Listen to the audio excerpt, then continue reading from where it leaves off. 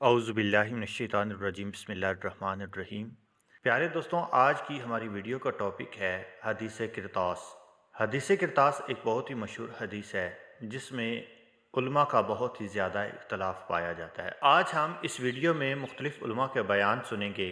آج اس ویڈیو میں ہم جن علماء کو پیش کر رہے ہیں ان میں مفتی عبد الوحید، علامہ آصف اشرف جلالی، مرزا محمد علی، ڈاکٹر طاہر القادری، مولانا اسحاق۔ آئیے دوستوں اس ویڈیو کو دیکھتے ہیں اور پھر فیصلہ کرتے ہیں کہ حقیقت کیا ہے۔ ایک اور سوال یہ نکلتا ہے ابو بکر صدیق رضی اللہ تعالیٰ عنہ کی خلافت کا مسئلہ جب ڈسکس ہو رہا ہے تو جو ایک حدیث بیان کی جاتی ہے کاغذ قلم والی حدیث کرتاس، تو کیا واقعتاً نبی کریم صلی اللہ علیہ وسلم لکھوا دینا چاہتے تھے خلافت کے بارے میں؟ یہ اس پہ بھی تھوڑا سا ہاں جی بالکل، میرا تو خیال ہے کہ اگر کرتاس کے موقع پہ کاغذ قلم آ جاتا، شانے کی ہڈی کاغذ نہ کہیں ہو کہ کاغذ زمانے جو ہوندے ہی نہیں جی، تو حضرت ابوبکر کے لیے خلافت لکھوا سکتے تھے، حضرت علی کے لیے نہیں لکھوانی تھی۔ نبی صلی اللہ علیہ وسلم اللہ کے خلیفہ تھے دنیا پہ، بادشاہ تو آئے نہیں تھے، وہ کبھی بھی بادشاہت والا معاملہ کر نہیں سکتے تھے، وہ کبھی بھی اپنا خاندان میں سے کسی کو نہیں نواز سکتے تھے۔ بخاری میں حدیث موجود ہے کہ عباس ابن عبد المطلب کہتے ہیں کہ میں بنو ہاشم کے چہرے موت کے وقت پہچانتا ہوں، مجھے لگتا ہے نبی علیہ السلام اب زیادہ عرصہ زندہ نہیں رہیں گے، تو آؤ ہم ان سے خلافت کے لیے ڈیمانڈ کر لیتے ہیں۔ تو حضرت علی نے کیا کہا تھا کہ اگر رسول اللہ نے انکار کر دیا تو ان کی امت کبھی بھی ہمیں اس امر خلافت میں شریک نہیں کرے گی۔ ان کو پتہ تھا، ورنہ حضرت علی نے چوتھا خلیفہ بھی نہیں ہونا تھا، جا کے پوچھ لیتے نا تو حضور نے کہنا تھا نہ، پھر کیونکہ نبی علیہ السلام ملک نہیں تھے نا۔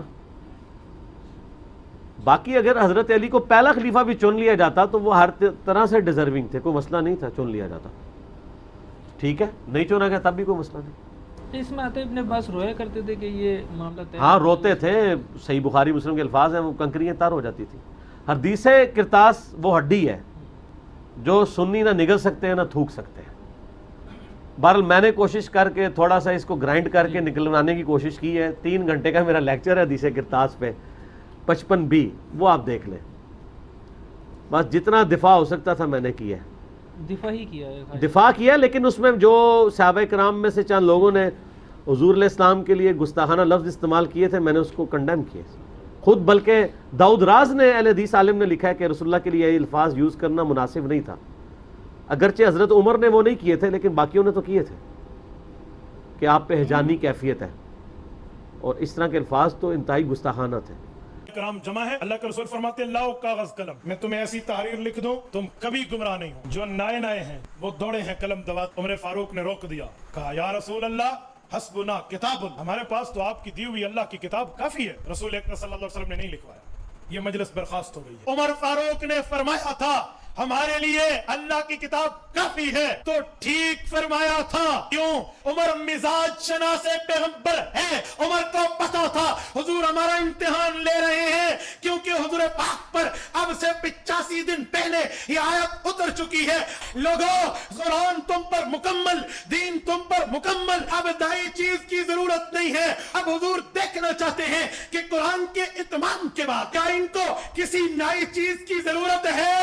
حضور نے امتحان لیا، عمر امتحان میں پاس ہوئے ہیں۔ بخاری شریف میں حدیث نمبر 114 ہے، اور حدیث نمبر 3053 ہے، اور حدیث نمبر 3168 ہے، 4431 ہے، اور حدیث نمبر 4432 ہے، حدیث نمبر 5669 ہے، اور حدیث نمبر 7366 ہے۔ سید عالم نور مجسم زبان نے سارے فرائض بیان کیے، خواہ وہ زکوٰۃ والا فرض ہے، خواہ وہ روزے والا فرض ہے۔ اگر سید عالم نور مجسم شفیع معظم صلی اللہ علیہ وسلم کے پاس کوئی فرض باقی رہ گیا تھا کہ جس کے بغیر اس امت کا گزارا نہیں تھا، تو میرے محبوب علیہ الصلوۃ والسلام کاغذ کے محتاج نہیں تھے، سرکار صرف زبان سے فرما دیتے تو سب کے لیے لازم ہو جاتا۔ کیونکہ تم نے کاغذ نہیں دیا تو میں زبان سے بیان کر دیتا ہوں، اس کے بعد بھی 4 دن گزرے ہیں، اظہار نہیں کیا، تو جب حضرت عمر اٹھ کے چلے گئے تھے، اگر خدا نخواستہ ان کی وجہ سے پہلے رک گئے ہیں تو پھر تو بیان کیا جا سکتا تھا۔ تو پتہ چلا سرکار مطمئن ہے کہ میں نے دین پورا کر دیا۔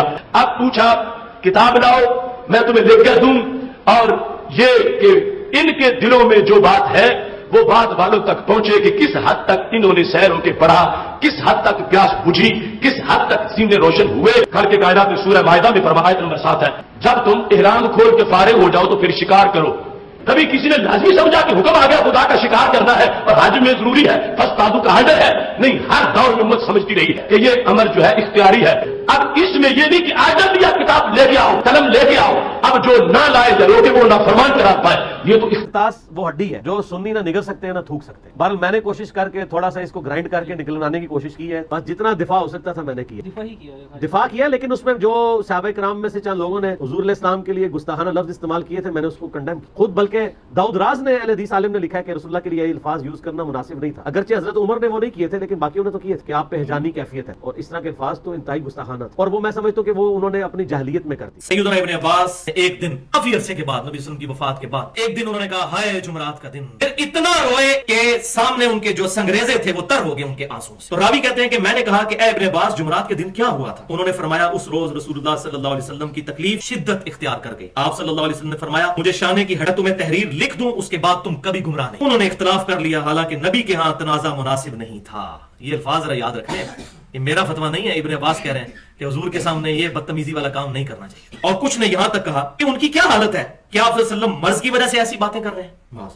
پھر سمجھنے کی کوشش کرو، پھر وہ آپ صلی اللہ علیہ وسلم سے بار بار پوچھنے کی کوشش کرتے رہے، لیکن آپ صلی اللہ علیہ وسلم نے فرمایا مجھے چھوڑ دو، مجھے میرے حال پر رہنے دو۔ ایک لفظ وہ ہے جو سیدنا عمر کی زبان سے نکلا، اس کا میں عربی جو ورڈنگز ہے وہ پڑھتا ہوں، غلب علیہ الوجع، کہ نبی صلی اللہ علیہ وسلم پر بیماری کی شدت ہے۔ اب اس بات کی تعویل بھی ہو سکتی ہے کہ سیدنا عمر رضی اللہ تعالیٰ عنہ کا کہنے کا مقصد یہ ہو کہ نبی صلی اللہ علیہ وسلم سخت بیمار ہیں، ان کو ان کے حال پر چھوڑ دو، تنگ نہ کرو۔ اور دوسری بات یہ بھی ہو سکتی ہے کہ معاذ اللہ جو باقی لوگوں نے کہی، تو سیدنا عمر کے بارے میں تو ہم یہ گمان نہیں کرتے کیونکہ یہ الفاظ کی تعویل ممکن ہے، تو یہاں تو ہم تعویل کریں گے۔ جب دونوں طرف مطلب جاتا ہے تو پازیٹو حسن ظن رکھنا چاہیے، لیکن جو دوسری روایت ہے نا ہائے جمعرات کا دن، اس میں سیدنا عمر کے الفاظ نہیں ہے، اس میں ہے کہ لوگوں نے کہا، اور ظاہر ہے کہ اس وقت بھی سارے پڑھے لکھے اور سمجھدار لوگ تو نہیں تھے صحابہ میں، وہ استغفر اللہ توبوا الیہ۔ اس ایک ایشو کی وجہ سے کسی بھی صحابی کی پوری زندگی زیرو سے ملٹیپلائی نہیں ہو جاتی، غلطی کسی سے بھی ہو سکتی ہے، لیکن یہ تمام کے تمام معاملات بدنیتی کی وجہ سے نہیں ہوئے، بلکہ سیدنا عمر کی جو مشورہ دینے کی عادت تھی اس کی وجہ سے ہوئے۔ یہاں بالکل معاملہ الگ ہوا، آپ صلی اللہ علیہ وسلم اتنے ناراض ہوئے، آپ صلی اللہ علیہ وسلم فرمایا اٹھ کے یہاں سے چلے جاؤ۔ یہ حضور کی ناراضگی وقتی تھی، اب میں حضور صلی اللہ علیہ وسلم راضی بھی ہو گئے۔ لوگ حاضر تھے آقا علیہ السلام کی بارگاہ میں جب علالت شدید تھی، اور ان میں عمر فاروق بھی بیٹھے تھے۔ اب یہ 5 روایتوں کے بعد دوبارہ ان کا ذکر آیا، لو میں کچھ لکھوا دوں، فقال عمر فاروق نے کیا کہا، بس جو کچھ کہا ہر جگہ وہی درج ہے، بے شمار جگہوں پر تو ان کا ذکر ہی نہیں ہے، اور اوپر کی جگہ پر اہل بیت کی طرف منسوب ہے کہ انہوں نے وہ جملے کہے۔ ایک روایت سیدنا فاروق اعظم کے کہنے کی ہے، مطلب یہ ثابت ہوتا ہے کہ فاروق اعظم اور اہل بیت کے کئی افراد ساروں نے ایک ہی اسیسمنٹ کی کہ تکلیف کی شدت ہے، آقا علیہ السلام کو تکلیف نہ دی جائے۔ آپ نے ایک ہستی کو پکڑ لیا، باقی ساروں کو چھوڑ دیا۔ یہی جملہ یہاں پر سیدنا فاروق اعظم کا، یہی جملہ اہل بیت نے اوپر کہا ہے۔ اب وہاں تو سیدنا فاروق اعظم کا ذکر ہی نہیں ہے، اور اس بات میں کوئی گستاخی نہیں تھی۔ عام بھی اگر کسی والد کو تکلیف ہو بڑی شدت کی، وہ کہے ذرا لاؤ بیٹے میں کچھ لکھوانا چاہتا ہوں، تو کیا ایمان سے کہیے، ان کی شدت کی تکلیف دیکھ کے نہیں کہیں گے ابا جان اس وقت ذرا تکلیف کی شدت ہے، ہم انشاءاللہ سیٹل کر لیں گے آپ کو تکلیف۔ روایت ہے کہ حضرت عمر رضی اللہ عنہ نے آخری وقت میں حضرت صلی اللہ علیہ وسلم کاغذ قلم نہیں دیا، یہ بہت بڑا ہے کہ اعتراض ہے شیعوں کا۔ پہلے تو یہ بتائیں یہ روایت ٹھیک ہے؟ روایت تو ٹھیک، اب اس میں کیا کریں؟ حضرت عمر رضی اللہ عنہ نے جو کہا کہ حضور کو تکلیف زیادہ یا قرآن کافی ہے، اب ان کی نیت پر بھی حملہ کیوں کریں؟ انہوں نے کہ اتنی تکلیف میں حضور شفقت فرما رہے ہیں، دین تو پورا کر رہی ہے، اس لیے کیا لکھوانے کی ضرورت ہے؟ یہ ان کا بھی عذر ہم مان سکتے ہیں، مگر علماء خود مانتے ہیں کہ دینا بہتر تھا۔ جب آپ نے کہا تھا نا تو دینا ہی اچھا تھا۔ اس عذر میں اتنی جان ہے مولانا صاحب؟ جان کوئی نہیں، کیونکہ اللہ کے رسول سے زیادہ کون جانتا تھا کہ قرآن کافی ہے یا نہیں کافی۔ تو یہ تو بہت بڑا ایک جرم ہے۔ پھر اگر اسی طرح ہوتا نا کہ انہوں نے کہا تھا دوسرے بھی ان کے ساتھ مل جاتے، راضی ہو جاتے، لمبا جھگڑا نہ کرتے، پھر بھی بات جب 2 پارٹیاں ہو گئی نا، ایک کہنے لگے جو حضور کہتے ہیں وہ کرو، ایک کہنے لگے جو عمر کہتا ہے وہ، تو پھر اتنا جھگڑے کے شور بڑھ گیا اور آوازیں بہت اونچی ہو گئی۔ پھر حضور نے جو فرمایا نا نبی کے سامنے یہ جھگڑا کرنے کا حق نہیں تھا، اٹھ جاؤ یہاں سے۔ اس سے بات ذرا خطرناک بن گئی۔ قرآن مجید میں آتا بھی ہے کہ نبی کی آواز سے آواز اونچی نہ کرو ورنہ تمہاری نیکیاں ضائع ہو جائیں گی۔ اسی جب جان چھڑانے کے لیے مولانا شبلی نعمانی نے الفاروق میں یہ راستہ اختیار کیا کہ اس حدیث کا انکار کر لیا جائے کہ اتنا اہم واقعہ صرف ابن عباس بیان کرتے ہیں، وہ چھوٹی عمر کے تھے، کسی اور نے یہ بیان کیا۔ مگر یہ دیوبند اہل حدیث صاحب اٹھ کھڑے ہوئے بریلی، ایک صحیح حدیث کا تم انکار کرتے ہو۔ اس نے کہا صحیح ہے تو پھر حضرت عمر کو بری کرو، کسی عدالت میں لے جاؤ، کیس یہ کہ آخری وقت تک ہمارے خاصدار کرتا، اور خاص بھی اتنی مبارک ہے اگر تم ایسا کرو گے تم میں جھگڑے نہیں ہوں گے، اختلاف نہیں ہوں گے۔ تو جب ابن عباس رضی اللہ عنہ نے یہ مجاہد بیان کی تو بڑا روئے، انہوں نے کہا یہی منحوس دن تھا جس میں حضور نے یہ کہا، تو لوگوں نے شور کر دیا، تو لکھنے میں روڈاٹ کھا دیا، اور یہ جو کچھ اب تم بھوت رہے ہو نا جنگ جمل سے پھری سارا اس کا بدلہ ہے۔ اگر اس وقت تم لکھنے دیتے تو یہ ہاتھ مارا کیوں ہوتا؟ اب ہم کیا کریں؟ ہم کچھ نہیں کر سکتے، بھائی یہی کہیں گے کہ اللہ کو جو منظور تھا ہو گیا کام۔ سب سے پہلا سوال جو علماء اہل سنت کہتے ہیں کہ اہل بیت نے قلم دوات نہیں دی، بخاری کا سب سے بڑا مسئلہ یہ ہے کہ ایک حدیث کو کسی اور طرح بیان کیا تو دوسری کو کسی اور طرح، ایک حدیث میں خلیفہ کو بچانے کے لیے حدیث کو تحریف سے پیش کر دیا تو دوسری جگہ بھول گئے، مگر یہ بھول جاتے ہیں کہ جھوٹ ہمیشہ پکڑا جاتا ہے۔ بخاری میں بعض حدیث میں عمر کا نام آیا ہے کہ عمر نے کہا، مثلا حدیث نمبر 114، 1114، 5569 میں واضح نام ہے کہ حضرت عمر نے کہا کہ قرآن کافی ہے، رسول اللہ صلی اللہ علیہ وآلہ وسلم پر عصیان ہے، مطلب یہ کہ اس کی ابتدا حضرت عمر نے کی کہ قرآن کافی ہے۔ اب کہتے ہیں کہ قلم دوات اگر عمر نے نہیں دیا تو حضرت علی دے دیتے۔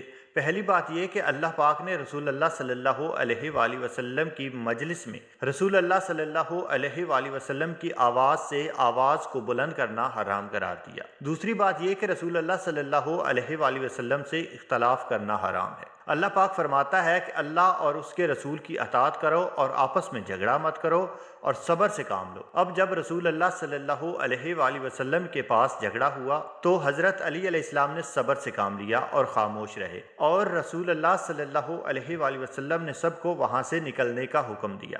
نعوذ باللہ معاذ اللہ، نبی کریم صلی اللہ علیہ وآلہ وسلم کو اس بات کا علم نہیں تھا کہ قرآن کافی ہے، مگر حضرت عمر نے بتایا تو نبی پاک خاموش ہو گئے۔ نہیں، نبی پاک خاموش نہیں ہوئے بلکہ سب کو کمرے سے نکال دیا۔ حدیث کرطاس میں صحابہ کے وہ کام جو قرآن کے خلاف ہوئے، رسول اللہ صلی اللہ علیہ وآلہ وسلم کو وصیت لکھنے سے محروم کرنا۔ نمبر 2، رسول اللہ صلی اللہ علیہ وآلہ وسلم کی آواز سے اپنی آواز کو بلند کرنا۔ نمبر 3، رسول اللہ صلی اللہ علیہ وآلہ وسلم کے سامنے جھگڑا کرنا۔ نمبر 4، رسول اللہ صلی اللہ علیہ وآلہ وسلم کو شور کر کے تکلیف دینا۔ نمبر 5، رسول اللہ صلی اللہ علیہ وآلہ وسلم جو چیز دینا چاہتے تھے وہ لینے سے انکار کرنا، جبکہ اللہ پاک فرماتا ہے کہ رسول اللہ جو تم کو دینا چاہے وہ لے لو اور جس چیز سے روکے رک جاؤ۔ اب اگر رسول اللہ صلی اللہ علیہ وآلہ وسلم کے بعد قرآن کافی تھا تو صحابہ جب بھی کسی مشکل میں پڑتے تو حضرت علی کے در پر کیوں آتے تھے جبکہ ان کو تو قرآن کافی تھا؟